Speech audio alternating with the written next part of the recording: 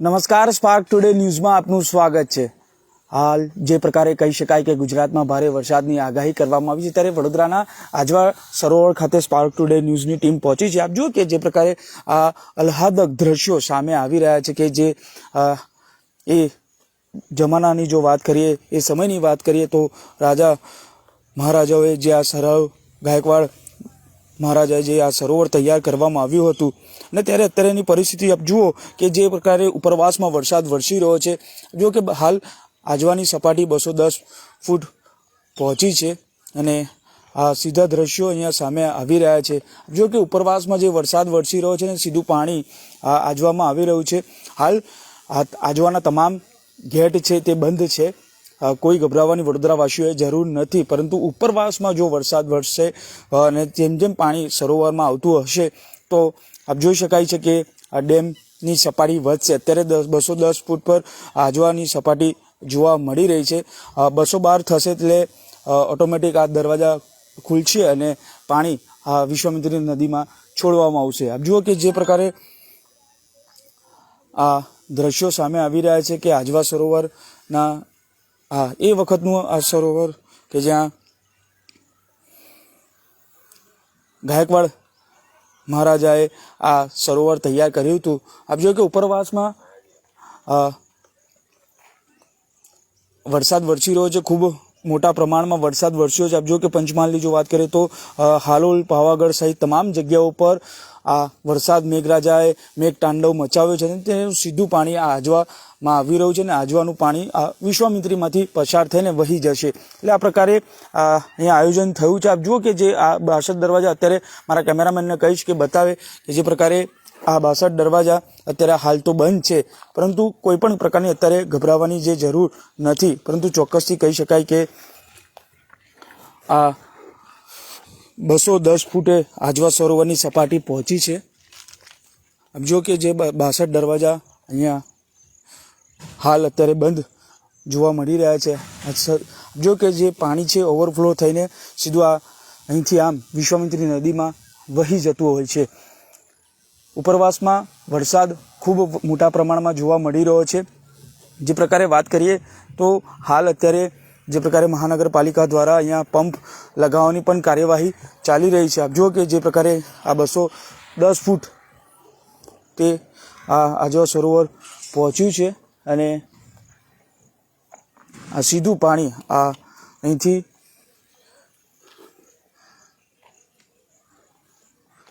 વિશ્વામિત્રીમાં આ વહી જતું હોય છે। એટલે આ પ્રકારે આપ જોઈ શકો છો કે ખૂબ વિશાળ આ આજવા સરોવરની વાત કરીએ તો સયાજીરાવ ગાયકવાડે આ સરોવર બનાવ્યું હતું વડોદરાવાસીઓ માટે અને અહીંથી જ સમગ્ર વડોદરા શહેર એટલે કે પૂર્વ વિસ્તાર હોય કે દક્ષિણ વિસ્તાર તમામ જગ્યાઓ પર આ પાણી પહોંચતું હોય છે।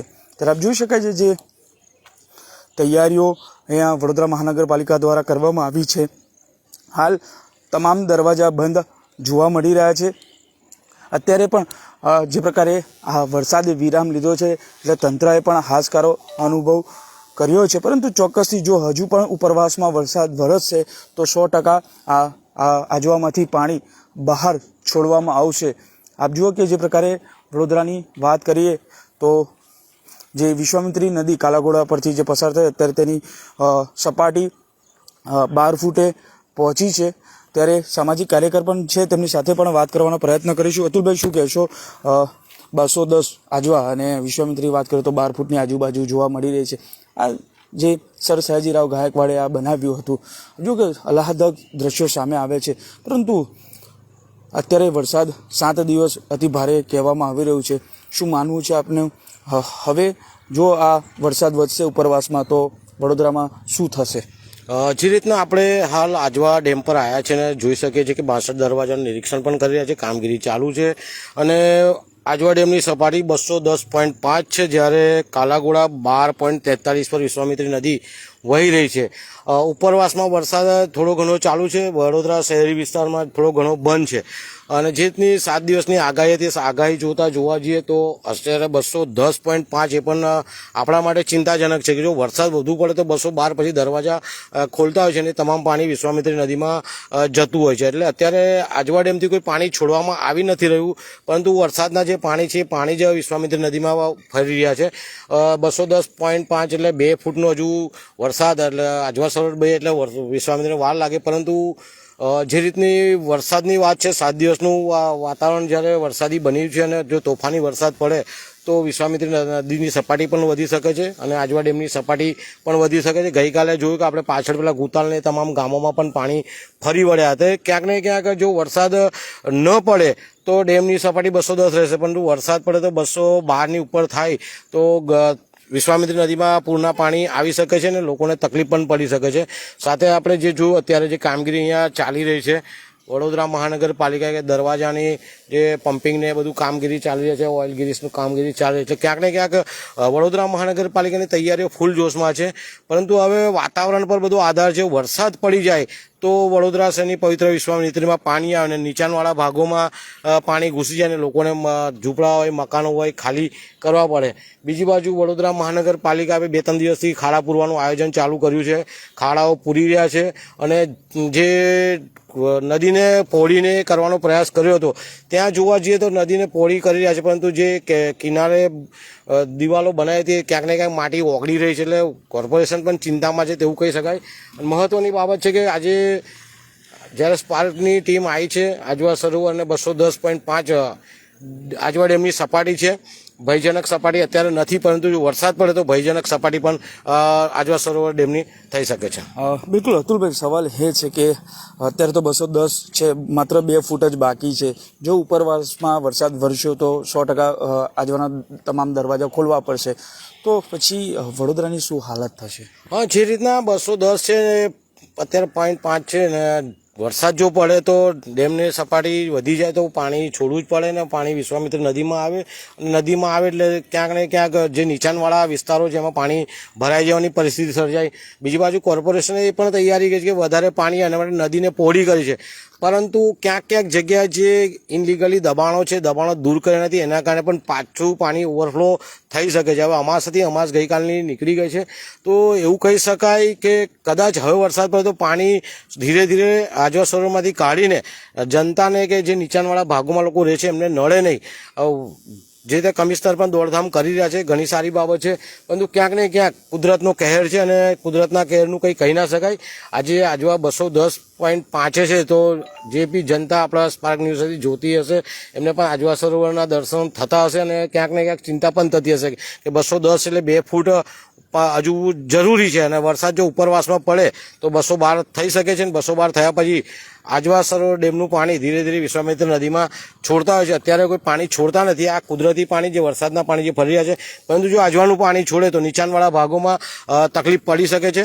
અને કોર્પોરેશન જે અત્યારે આયોજન કર્યું છે વિશ્વામિત્રી નદીને પહોળી કરવાનું, એ આયોજન હવે સક્સેસ થાય છે કે નિષ્ફળ થાય છે તે જોવાનું, કારણ કે પાળા જે બનાવે છે પાળા ઓગળી રહ્યા છે અને ક્યાંક ને ક્યાંક જે ગટર લાઈનો છે, ગટર લાઈનો થકી લોકોના ઘરોમાં કે લોકોના વિસ્તારોમાં પાણી ન જાય વરસાદના, એ પણ હવે કોર્પોરેશન ધ્યાન રાખવાનું છે. કોર્પોરેશન પણ ખૂબ જ ચિંતિત છે એવું દેખાઈ રહ્યું છે, કારણ કે ભાગામભાગ થઈ રહી છે. ગત વર્ષે જે પૂર આવ્યો, પૂરમાં લાખો કરોડો રૂપિયાનું નુકસાન થયું, લોકોના વ્હીકલો બગડી ગયા, 2-3 દિવસ જમવાનું ના મળ્યું, પાણી ના મળ્યું. એટલે કોર્પોરેશન આગળ ચિંતામાં છે ને જે રીતના વડોદરા શહેર સંસ્કારી નગરી કહેવાય એમ સુરત પણ સુરત બગડી ગઈ તો સંસ્કારી નગરી પણ સુરત ના બગડે, સુરત જેવી દશા ન થાય એના માટે કોર્પોરેશન જાગૃત રહેવું પડશે અને જનતાએ પણ જાગૃત રહેવું પડશે. કેમ કે આ કુદરતી વરસાદ છે, ક્યાંક જો વધારે પડી જાય તો પાણી આવી શકે છે. બિલકુલ કુદરતી કહેર છે અને કુદરતી કહેરમાં કોઈનું પણ કશું ચાલતું નથી. ત્યારે આપ જુઓ કે જે આજવા સરોવરની હાલ અત્યારે જે પરિસ્થિતિ છે અને તેનો ચિતાર મેળવવા માટે અમે પહોંચ્યા છે. હાલ તો તમામ દરવાજા બંધ છે, પરંતુ 212 થશે તો ચોક્કસથી આજવામાંથી પાણી છોડવામાં આવશે. પરંતુ ચોક્કસથી કહી શકાય કે કુદરતના કહેરની સામે કોઈનું પણ ચાલતું નથી. વડોદરા મહાનગરપાલિકાનું તંત્ર આપ જુઓ કે 210 ફૂટે અત્યારે આજવાની સપાટી પહોંચી છે અને કાલાઘોડાની જો વાત કરીએ તો 12 ફૂટની ઉપર વહી રહી છે.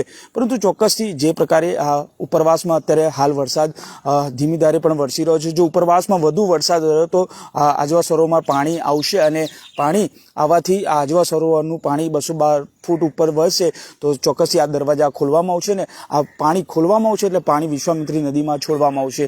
પરંતુ આપણે સૌ ભગવાનને પ્રાર્થના કરીએ કે આ પરિસ્થિતિ ન આવે. જે પ્રકારે વાત કરી કે સુરતની પણ અત્યારે હાલત ખરાબ થઈ રહી છે તો વડોદરાની પણ આ હાલત ન થાય ભગવાન પાસે એક જ પ્રાર્થના કરવામાં આવી રહી છે. કેમેરામેન નિહારની સાથે Surat Solanki, spark today news, Vadodara.